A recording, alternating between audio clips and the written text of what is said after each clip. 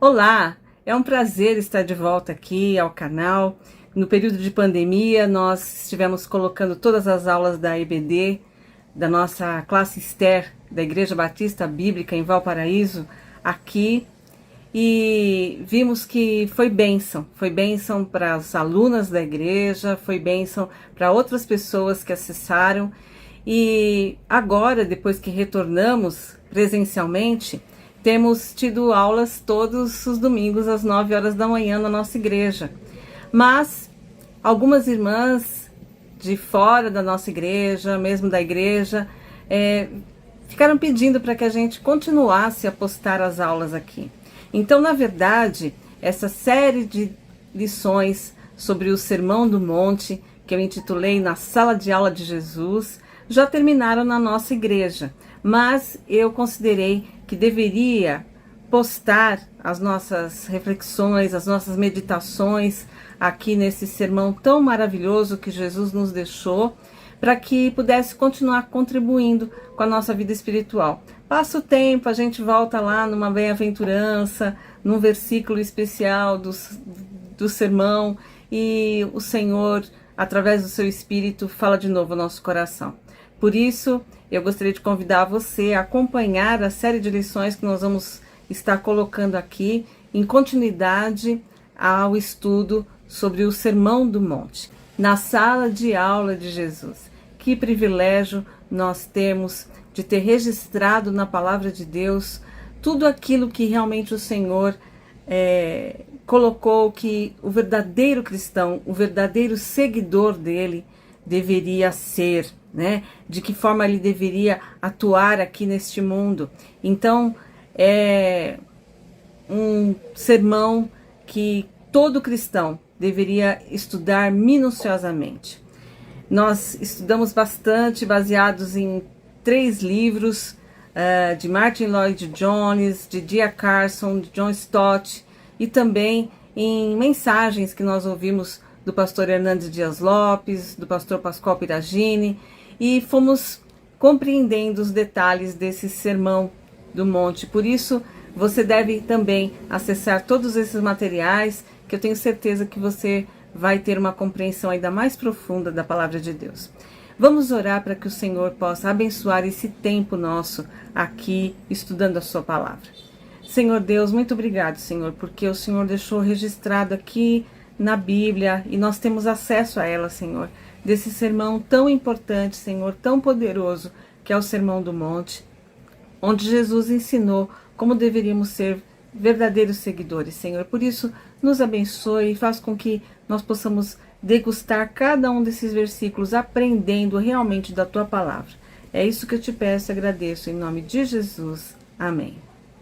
Bem, aqui no canal você tem 2 lições, quando eu fiz a introdução e a primeira bem-aventurança. Jesus inicia o Sermão do Monte relacionando uma série de bem-aventuranças, de manifestações de como é que nós podemos ser felizes, quem são as pessoas felizes realmente.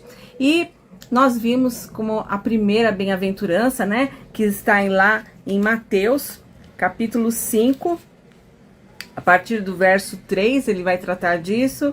Vai dizer que bem-aventurados os pobres em espírito, pois deles é o reino do céu.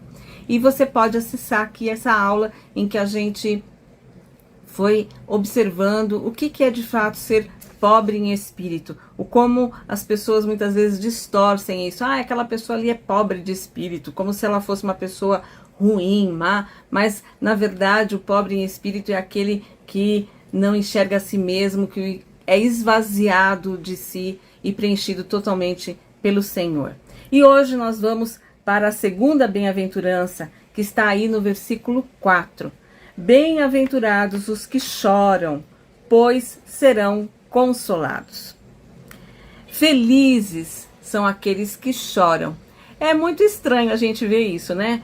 Chorar remete sempre à tristeza, né? A um sentimento ruim que nada tem a ver com felicidade. E o nosso mundo hoje, a nossa sociedade, ela é voltada para a busca da alegria. A gente quer estar perto de gente feliz, sorridente, né? E não de gente que esteja triste, amargurado, chateado. Nós não gostamos de estar envolvidos com o choro, com o lamento. Nós buscamos o tempo todo prazeres, não ficar muito tempo pensando em coisas que são ruins, né?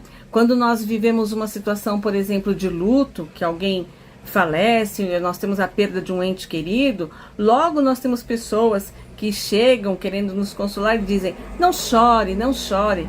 A gente faz tudo para evitar que uma criança chore, a gente não quer que a criança chore. Ah, não dá logo isso para ele, né? Para esse choro. Porque o choro não é algo que nós queremos ter presentes na nossa vida. E aí Jesus vem e fala: felizes são aqueles que choram.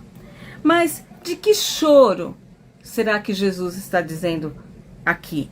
Nós temos vários tipos de choro. Nós temos choro da saudade, a gente chora porque a gente quer alguma coisa e não consegue, a gente chora porque perde alguém, a gente chora porque perde coisas, né?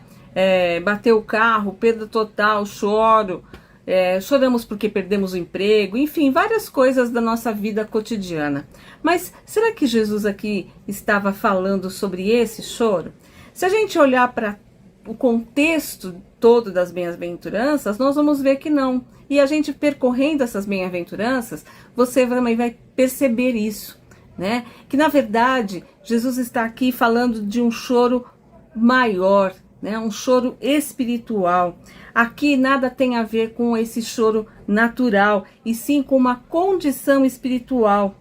Como tudo aqui nas bem-aventuranças, as questões espirituais que estão presentes aqui. Então, Jesus aqui está falando de um lamento, de uma dor, de um choro profundo. E a palavra que é usada aqui para chorar, né, é essa palavra que significa uma dor profunda. É a mesma palavra que é usada quando Jacó perde o seu filho José, quando ele pega o manto e chora. Então, é daquela dor profunda, não é uma lagrimazinha rolando, não. É aquilo que move o seu coração realmente num lamento profundo. No grego, nós vamos ver que o significado é prantear, o pranto, né? Então, é um choro realmente profundo. Que choro é esse? É o choro do quebrantamento, do arrependimento. É o choro de tanta consciência do pecado que nos causa dor profunda, né? Nos causa um quebrantamento do nosso coração endurecido. É quando o Espírito Santo de Deus mostra realmente para nós o nosso pecado, a nossa indignidade. E isso nos move realmente a chorar. É um choro como um derramar da nossa alma diante de Deus. Lucas, capítulo 6, no verso 25, Jesus diz: ai de vós que agora estáis satisfeitos, porque passareis fome.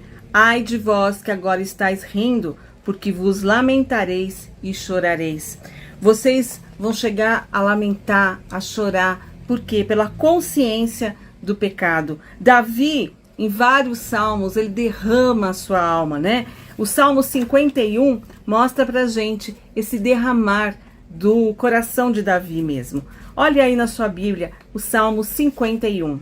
Ele diz: ó Deus, compadece-te de mim segundo o teu amor, apaga as minhas transgressões por tuas grandes misericórdias, lava-me completamente da minha iniquidade, purifica-me do meu pecado, pois reconheço minhas transgressões e o meu pecado está sempre diante de mim. O pecado de Davi estava diante dele, e isso lhe causava dor. E se você continuar aqui no Salmo 51, você vai vendo esse derramar do coração de Davi, a ponto dele dizer: cria então em mim um coração puro, renova o meu espírito, né? Porque o espírito dele estava totalmente quebrantado pelo pecado. E é esse choro que Jesus está dizendo aqui. Nós vemos um exemplo desse choro de dor profunda pelo pecado em Jesus entrando em Jerusalém. Vamos lá em Lucas capítulo 19, dos versos 41 e 44, quando Jesus entra em Jerusalém, ele diz: "E quando se aproximou e viu a cidade, chorou por ela e disse: Ah, se tu conhecesses ao menos neste dia o que te poderia trazer a paz, mas agora isso está encoberto aos teus olhos, porque te sobrevirão dias em que os teus inimigos haverão de te cercar de trincheiras, te sitiar e te atacar por todos os lados, e te derrubarão a ti e aos teus filhos que dentro de ti estiverem, e não deixarão em ti pedra sobre pedra, pois não reconheceste o tempo em que foste visitada." Jerusalém, eu te visitei como Salvador, né? Jesus fez isso, mas eles não o reconheceram. Então Jesus chora aqui por Jerusalém. E é essa dor, esse mover mesmo, né, de indignação pelo pecado que Jesus está falando aqui nas bem-aventuranças. A verdade é que quanto mais santos, quanto mais nos aproximamos de Jesus, quanto mais buscamos uma vida de santidade, mais reconhecemos o pecado, mais vamos chorar por ele.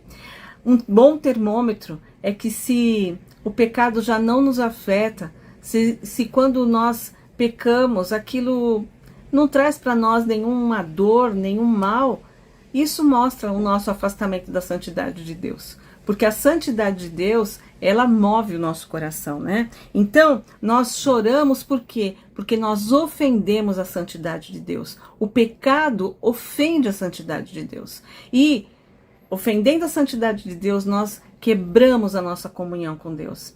E é isso que nos causa dor. Isso é o que nos causa esse sentimento, né?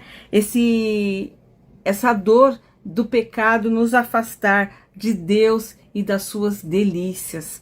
Então, a nossa vida plena, a nossa vida de alegria plena, ela só existe quando nós estamos em comunhão com Deus, quando nós estamos realmente purificados, né, através da confissão dos nossos pecados diante de Deus. Sem isso, nós vamos ter dor, nós vamos ter tristeza e por isso vamos chorar. O choro, então, ele é de contrição, de arrependimento. Eu choro pelo pecado, não só o meu pecado, mas pelo pecado que está em volta de mim. Por exemplo, será que quando eu vejo situações no nosso país, né, das pessoas fazendo opção por pecar realmente, a imoralidade, a depravação, de que forma isso toca meu coração? A tristeza de ver o país indo para a perdição mobiliza o seu coração a ponto de você chorar pelo país, né? É esse choro que está aqui. O pecado é uma ingratidão ao amor de Deus e por isso nós devemos chorar quando nós estamos em pecado, porque nós estamos não reconhecendo o grande amor de Deus em dar o seu Filho para nos resgatar. Em 2 Coríntios, capítulo 5, versos 2, Paulo diz o seguinte, vamos ver o verso 1 e 2. De fato, ouve-se que há imoralidade entre vós, e imoralidade do tipo que nem mesmo entre os gentios se vê, a ponto de alguém manter relações sexuais com a mulher de seu pai, e estáis cheios de arrogância. Não devias, pelo contrário, lamentar e expulsar do vosso meio quem cometeu isso? A imoralidade estava presente aqui na igreja de Corinto. E Paulo diz para eles, vocês ainda estão arrogantes, achando que vocês são muita coisa. Na verdade, vocês não deviam estar lamentando, vocês não deviam estar chorando profundamente pelo pecado que está presente aí na igreja, né? Então, muitas vezes, nós sabemos, até mesmo de algum irmão que cometeu um pecado, e nós ficamos com raiva, nos revoltamos, olha só que absurdo, indignados, né? Quando na verdade nós deveríamos chorar pelo pecado estar presente no nosso meio, no corpo de Cristo, né? Lamentar porque a comunhão com o Senhor foi quebrada, o propósito de Deus na vida daquela pessoa foi quebrado, né? Então, esse choro de indignação pelo pecado iria mobilizar o nosso coração para pedir a misericórdia de Deus, a graça de Deus em resgatar o nosso irmão, em nos resgatar. né? Quando nós reconhecemos o nosso pecado e isso nos causa dor e pranto e chegamos diante de Deus realmente com o nosso coração arrependido e quebrantado, nós vamos conseguir a graça de Deus e a sua misericórdia, o seu perdão realmente, né? Nós devemos chorar pelo mal do mundo, pelos que não recebem a graça de Deus. Muitas vezes as pessoas dão tanta graça, dão tanta importância à graça de Deus. Ah, Deus é amoroso, Deus é que não levam a sério o pecado. Nós estamos deixando passar muita coisa, né? Ah, muitas vezes a gente não quer mais nem usar a palavra pecado. Ah, é chato falar pecado. Ah, erro, falha, falta, né? Mas quando nós desagradamos a Deus, quando nós rompemos com os padrões estabelecidos por Deus na sua palavra, nós temos que ter consciência de que nós estamos pecando. E esse pecado deve mobilizar dor no nosso coração. E nós devemos nos prostrar realmente arrependidos diante de Deus. Mas temos uma boa notícia. Jesus diz que felizes serão os que chorarem, tiverem esse choro da dor. Por quê? Porque eles serão consolados. Os sofrimentos do tempo presente não se comparam à glória futura. O que você vai estar pranteando, chorando, lamentando, né? Vai trazer para você glória futura. No inferno haverá choro e ranger de dentes e não haverá consolo. Mas aqui, os salvos, os redimidos em Jesus, aqueles que pecam, se arrependem, esses são consolados pelo Espírito de Deus, são consolados pela verdade da promessa que nós temos de que nunca o Senhor vai nos desamparar, mas que os seus filhos serão sempre resgatados nas suas mãos. 1 Pedro, capítulo 1, verso 8, nos diz: pois sem tê-lo visto, vós o amais, e sem vê-lo agora, crendo, exultais com alegria inexprimível e cheia de glória. A presença de Jesus na nossa vida nos causa isso, uma alegria inexprimível. E nós vamos viver essa alegria completa, com a total ausência de pecado, no céu em glória com Jesus. Lá não haverá mais a dor e o lamento do pecado, porque o pecado não existirá. Existirá apenas a presença santa de Deus com a gente. Então nós vamos viver a plenitude da alegria. Nós temos a promessa dessa alegria completa, porque a promessa é que aqueles que choram pelo pecado serão consolados pelo perdão. E nós podemos viver essa esperança que apresenta-se em Apocalipse capítulo 21, verso 4. Ele lhes enxugará dos olhos toda lágrima, e não haverá mais morte, nem pranto, nem lamento, nem dor, porque as primeiras coisas já passaram. No céu nós não teremos mais pranto, lamento, dor, e isso significa não só que não teremos mais a dor de perdas, a dor de saudade, a dor de doença, mas principalmente nós não teremos mais a dor da separação de Deus por conta do pecado, né? Nós teremos a alegria plena de uma comunhão total com o Senhor, agora todos em real santidade. A palavra de Deus diz que na presença de Deus há plenitude de alegria. E é isso que eu convido você a buscar hoje. Bem-aventurados os que choram, porque serão consolados. Chore diante do Senhor. Eu tenho certeza que se você é uma pessoa salva, o Espírito Santo de Deus está falando ao seu coração. Ele está trazendo à sua memória os pecados, aquilo que tem desagradado a Deus. E então eu te convido a ajoelhar-se, prantear o seu pecado. Se você não sente nenhuma dor, né? Ah, isso é coisa da vida, a gente é falho, a gente é humano. Então a oração é outra. Senhor, faz-me sentir o peso do pecado. Faz, Senhor, com que eu me incomode por realmente não ter, Senhor, uma comunhão plena contigo, por viver, né, no pecado, nesses pecados de estimação que às vezes a gente tem. e que ao longo do tempo a gente nem vai mais enxergando como um pecado. Mas realmente reconheça isso e saiba que na hora que você fizer isso, que você se arrepender dos seus pecados, que você prantear, você vai sentir o gozo, a alegria do perdão de Deus. Você vai sentir o refrescar da sua alma, né? E o Espírito vivendo plenamente em você, derramando uma alegria inexprimível. Que Deus abençoe você e até nossa próxima bem-aventurança.